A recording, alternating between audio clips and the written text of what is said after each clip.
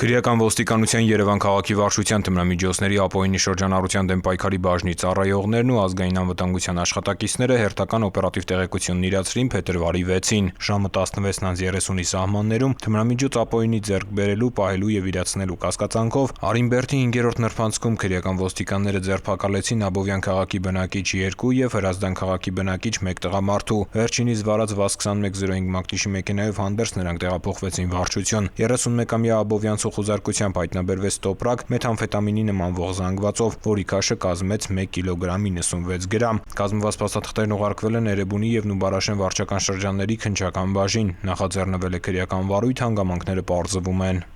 Ծանուցում հանցագործության համար մեղադրվողը համարվում է անմեղ, քանի դեռ նրա մեղավորությունն ապացուցված չէ քրեական դատավարության օրենսգրքով սահմանված կարգով, դատարանի օրինական ուժի մեջ մտած դատավճռով։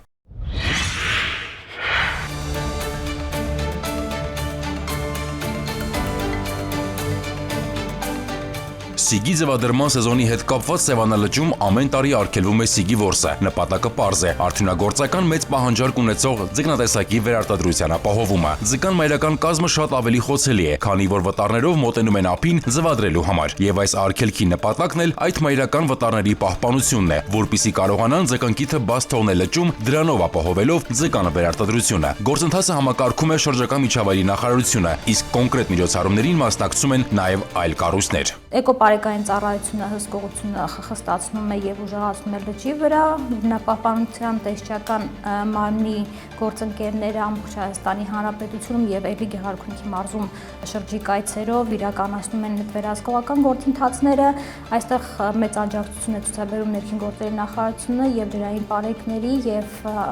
մյուս պարեկների ոստիկանական պարեկների միջոցով։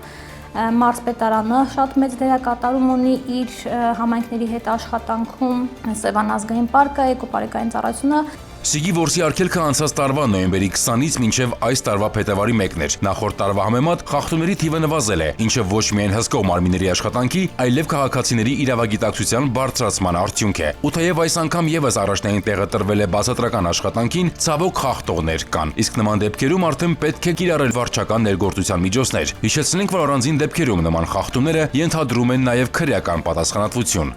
Արգելքի ընթացքում շուրջօրյա ծառայության արդյունքում էկոպարեկները հայտնաբերել են ապօրինի ձկնորսության 31 դեպք, կազմվել են արձանագրություններ։ Հայտնաբերված 27 լողամիջոց, 8 քարշակ եւ 189 ձկնորսական ցանց առգրավվել եւ տեղափոխվել են պահպանվող հատուկ տարածք։ Արգելքի ժամանակահատվածում իրականացվող միջոցառումների հաջողությունը հիմնականում պայմանավորված է եղել նրանով, որ էկոպարեկային ծառայությունը ակտիվորեն համագործակցել է ներքին գործերի նախարարության, ոստիկանության տարբեր ստորաբաժանումների հետ, ինչպես ցամաքում, այնպես էլ ջրի վրա իրականացվող միջոցառումների ժամանակահատվածում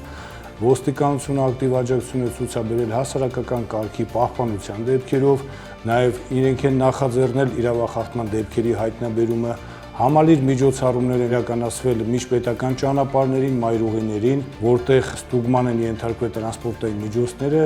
ինչը տվել է նույնպես իր դրական արդյունքը, հայտնաբերվել են նույնիսկ քողարկված տեսքով տեղափոխվող որսի արդյունք հանդիսացող ձկնատեսակներ։ Հիշյալ քողարկված տեղափոխման դեպքերից հիշենք երկուսը։ Հունվարի 22-ին Պարեկային ծառայության Գեղարքունիքի մարզի գումարտակի ջրային պարեկները Երևան-Սևան-Իջևան ճանապարհին կանգնեցել են մի ավտոմեքենա, որի շարժիչի ծածկոցի տակ հայտնաբերվել է 74 հատ սիգ։ Մի դեպք էլ ջրային պարեկները բացահայտել են հունվարի 28-ի գիշերը։ Ծովագյուղ Շորժա-Վարդենիս ճանապարհին նրանք կանգնեցել են մի քարշակ, որը տեղափոխում էր Opel մագնիշի մեքենա։ Ստուգմամբ Opel-ի սրահում հայտնաբերվել է 230 կիլոգրամ սիգ։ Ընդհանրապես խախտումների հայտնաբերման հարցում կարևոր դեր ունի ոստիկանությունը, հատկապես ակտիվ էր ոստիկանության Պարեկային ծառայության Գեղարքունիքի մարզային գումարտակի աշխատանքը։ Սևանալճում սիգ ձկնատեսակի որսի արգելքի ժամանակահատվածում Պարեկային ծառայության Գեղարքունիքի մարզային գումարտակի պարեկների կողմից հայտնաբերվել է որսագողության 58 դեպք, որից 40-ի վերաբերյալ հարուցվել է վարչական վարույթ,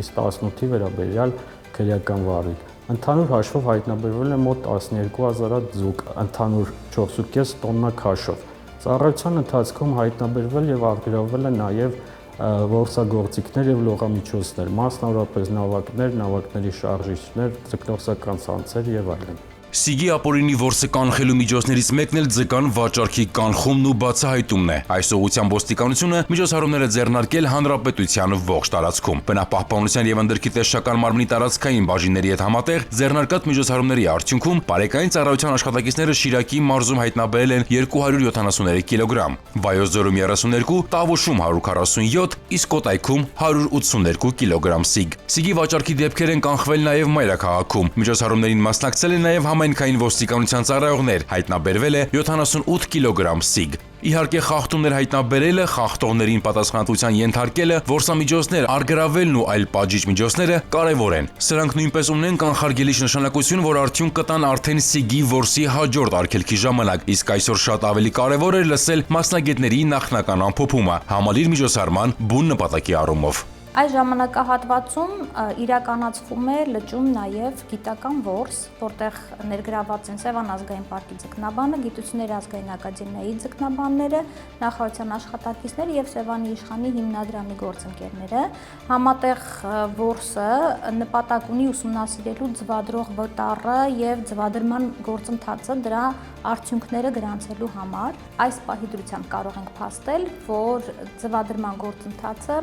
ապահովված է եւ ունենք դրական արդյունքներ։ Իդեպ ապօրինի որսի դեմ պայքարը ներքին գործերի ու շրջակա միջավայրի նախարարությունների եւ պատկան այլ մարմինների համագործակցության միակ ուղղությունը չէ։ Բնապահպանական բոլոր խնդիրներն են ուշադրության կենտրոնում եւ տարբեր կառույցների տարեստարի ակտիվացող համագործակցությունն է, որ պետք է ապահովի երկրի համար կենսական այդ խնդիրը։ 112 բարև ձեզ, լսում եմ։ 112 լսում եմ ձեզ։ Քաղաքը նշեք։ Բարի շնորհակալություն, ընդունեցեք։ Ազանգ ունենք քաղաքացուն օգնություն անհրաժեշտ Մարաշտոցի փողոցայում։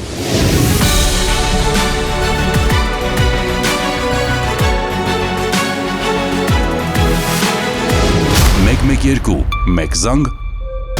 արագ արձագանք։ Կառավարությունն իրազեկում է։ Հայաստանի Հանրապետության ներքին գործերի նախարարության ոստիկանությունը հորդորում է. Հարգելի քաղաքացիներ, որևէ պատրվակով անծանոթ անձանց մի տրամադրեք անձնագրային եւ բանկային տվյալներ։ Մի փոխանցեք նաեւ համացանցի տարբեր հարթակներում գրանցված ձեր անհատական հաշիվների մուտքանունները, գաղտնաբառերը եւ SMS ծանուցմամբ ստացված մեկանգամյա կոդերը։ Նշված անձնական տվյալները փոխանցելով այլ անձանց, հավանական է, որ դրանք հետագայում օգտագործվեն տարբեր հանցավոր սխեմաներում ներգրաված անձանց կողմից, եւ արդյունքում կարող եք ոչ միայն զրկվել ձեր էլեկտրոնային դրամապանակների, բանկային հաշիվների, անհատական հաշիվների հասանելիությունից, այլև դառնալ ֆինանսական հափշտակությունների զոհ։ Հանցավորների ձեռքում հայտնված տվյալները կարող են օգտագործվել նաեւ այլ հանցագործությունների կատարման համար։ Եղեք զգոն, պահպանեք ձեր անձնական տվյալները։